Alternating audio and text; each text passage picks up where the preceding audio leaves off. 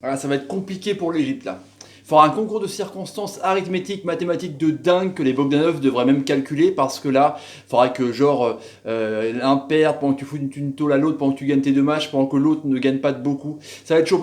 Les Russes, eux, 6 points, tranquilles, qualifiés, huitième de finale, c'est cool, pépère, ils ont réussi leur mondial. Parfait. Salut à tous, footeuses et footeux de famille, c'est Thomas. Retour sur ce Russie-Égypte dans ce deuxième match de la poule A. C'est déjà une semaine de Coupe du Monde. Il leur reste plus que 3, profitons-en. 3 buts à 1, c'est le tarif de la Russie, hein. 3 buts 0 contre l'Arabie Saoudite, 3 buts à 1 contre l'Égypte. Voilà, c'est comme ça, c'est comme ça, c'est la Russie, c'est le pays hôte. Ils avaient fait peut-être une fausse piste avec tous ces matchs amicaux contre l'Allemagne, le Brésil, ils avaient pris des tôles, mais là, contre les petites équipes, du coup, ils se sont rodés, ils se sont un peu étalonnés. Du coup, ça fait un but de Cherichev qui rejoint CR7, quand même. Il faut le signaler. À 3 buts. Djouba qui a 2 buts aussi quand même, qui a marqué là ce soir aussi. Et Fatih, le latéral égyptien, qui a marqué un CSC. Un peu couillon le CSC, mais bon, quand tu défends comme ça, au bout d'un moment, tu fais des conneries, c'est clair. Contre un but de Salah sur penalty, donc il a vraiment marqué dans la compétition, le ami Mo Salah, parce que Hector Cooper, avant de commencer sur le débrief, il a gueulé un petit peu en disant bah putain, ouais, nous on n'avait pas notre meilleur joueur pour la préparation, quoi. On a un Salah à 70%. Imaginez l'Argentine sans Messi, imaginez le Brésil sans Neymar, peut-être, parce qu'il est blessé, le Brésilien. Imaginez CR7 sans l'ami Ronaldo. C'est quand même plus compliqué quand t'as pas ton meilleur joueur. Du coup, bah, avec un Salah à 50%, en gros, bah, c'est tendu du schtroumpf. Et on voyait bien qu'il était pas au top comme on l'a vu pendant cette C1 de malade qu'il a fait l'ami Mohamed Salah. Du coup, bah, ça a commencé direct, on va dire, il y a les deux équipes, les 11 un peu classiques, hein, Abdel Shafi donc avec El Shenaoui qui était énorme contre l'Uruguay mais qui avait craqué à la fin dans les buts égyptiens. Abdel Shafi et Ghazi Gabre et puis Fatih, le malheureux. El Neni Ahmed, le milieu de terrain assez physique qui a quand même posé des problèmes à Zomnin et Gazinski en Russie. Zomnin il a été monstrueux, c'est vraiment l'homme pour moi du match, hein. Bon, Cherichev, c'est comme un buteur, mais pour moi, c'est l'homme du match. Hassan Trezeguet, évidemment. Saïd, Mohsen en numéro 9. Et puis Mo Salah sur l'aile, évidemment. La Russie, c'est classique, hein. Aken Feyev, Fernandez, qui était très bon, qui est à l'origine des 2 buts quand même. Koutpov, Inachevic, Zhirkov, que j'aime beaucoup ce latéral, Zhirkov aussi. Samedov, Golovin, donc, qui est en lieu et place de Zagoyev, qui est toujours blessé, hein, qui était pas loin d'être le meilleur joueur aussi de l'équipe. Djouba, très bon en rôle de pivot. Et puis Cherichev, un peu la star de ce mondial, qui est quand même assez énorme, qui a un coup de patte, franchement. Et ben justement, en parlant de Cherichev, parce que la Russie, tout de suite, ils ont fait un pressing de dingue, ils ont étouffé dans leur camp les Égyptiens, c'était un truc de fou. Ils étaient là, on n'arrive pas. Et Cherichev, il prend le ballon vers la 5e minute, là, il prend le ballon tout seul, en plein axe, il décoche une frappe de ouf, et ça passe pas loin du poteau. En tout cas, c'était vraiment une seule équipe. Les Pharaons, ils n'arrivaient même pas à dégager. Il a fallu vraiment un exploit personnel vers la 15e de Hassan Trezeguet. Petit feu follet intéressant, hein, que les équipes franchement françaises pourraient peut-être surveiller de près en tout cas. Et il est parti tout seul sur la gauche, il s'est emmené le ballon, continué, il l'a remis dans l'axe pour pouvoir enrouler sa frappe qui est passée près de la lucarne. Il en a refait une deuxième mi-temps aussi, Hassan Trezeguet. Il fait des belles frappes enroulées.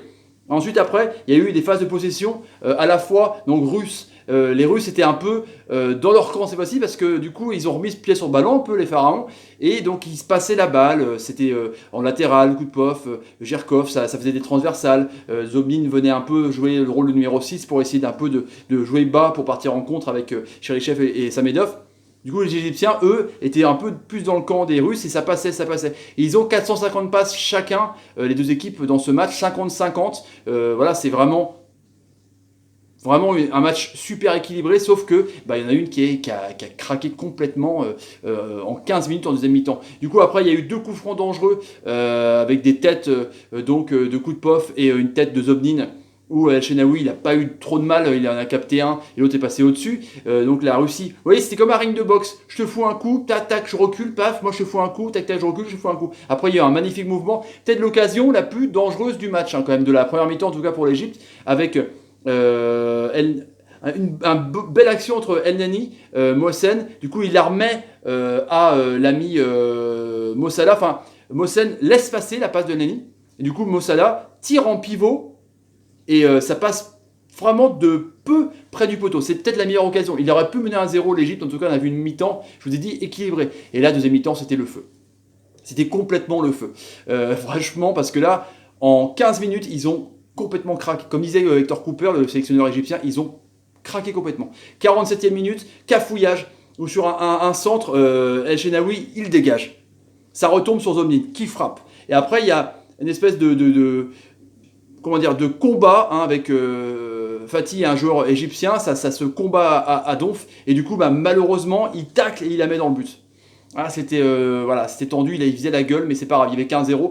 Après, donc, il y a eu, je vous dis, les Russes, ils ont vraiment essayé d'attaquer, ils ont vraiment essayé d'enfoncer le clou, parce que ça faisait mal. Prendre un CSC, ça se fait mal, hein, c'est clair et net. Et du coup, après, sur un contre de Samenov, il part sur la gauche, il serre Cherichev dans l'axe, qui la reprend à bout portant d'une frappe puissante, du coup 2-0.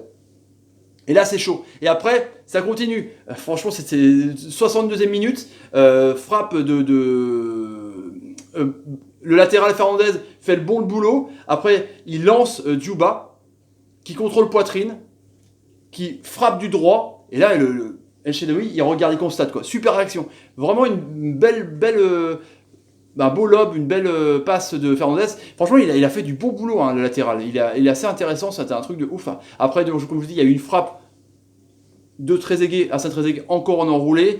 Après, il y a eu donc ce contact entre Zobnin et Salah à la limite de la surface de réparation, juste vraiment au début des 5,50 m là, et du coup vidéo demandée par les Égyptiens, vidéo, et l'arbitre il dit oui, il y a penalty. Donc 3-1, là ils y croient, là ils commencent à attaquer, là t'as Arsène Trezeguet qui continue à percuter un peu les latéraux, t'as Salah qui passe pour une fois entre les défenseurs, entre Koutpov et Fernandez, quand il avait pivoté un peu avec Arsène Trezeguet, ce qui changeait des fois de côté, et du coup il arrivait à passer entre les lignes parce qu'on sentait la fatigue des Russes dans ce match, parce que Salah il était vraiment bien pris en tenaille dès qu'il y avait une position pour lui, dès qu'il y avait pratiquement 3-4 mètres, il y avait tout de suite un mec qui était là et un autre mec qui le bouchait l'angle, parce qu'on sait qu'il est mieux à passer entre les joueurs, donc c'était vraiment impossible, vraiment pris en tenaille. Et du coup il y a eu aussi un contact entre Koutpov et Mosen qui aurait pu, peut-être, c'était très litigieux. Il aurait peut-être pu avoir appelé la vidéo, c'était chaud aussi. Il y a un penalty en fin de partie. Et du coup, les Russes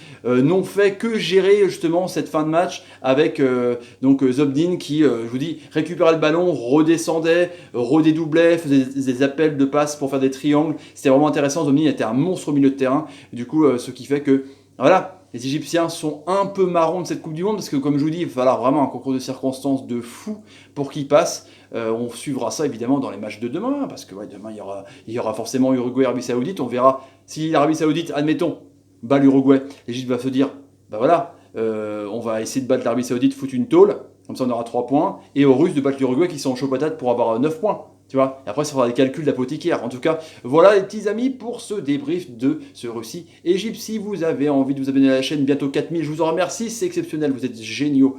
Tapez sur ma ganache, partagez la vidéo pour me soutenir. Sur YouTube, c'est simple, comme tous les youtubeurs, il faut partager la vidéo, c'est comme ça que ça se passe. Mettez des pouces quand, par exemple, comme Cherichev, vous faites une super passe. Vous faites merci, c'est vraiment un génie. Et mettez des commentaires sur ce que vous pensez de cette quasi-élimination de l'Égypte dans ce mondial 2018. Voilà les amis, à demain. Salut. Ah, c'est con quand même. C'est con de ne pas avoir un Salah à 100%. Je trouve ça con.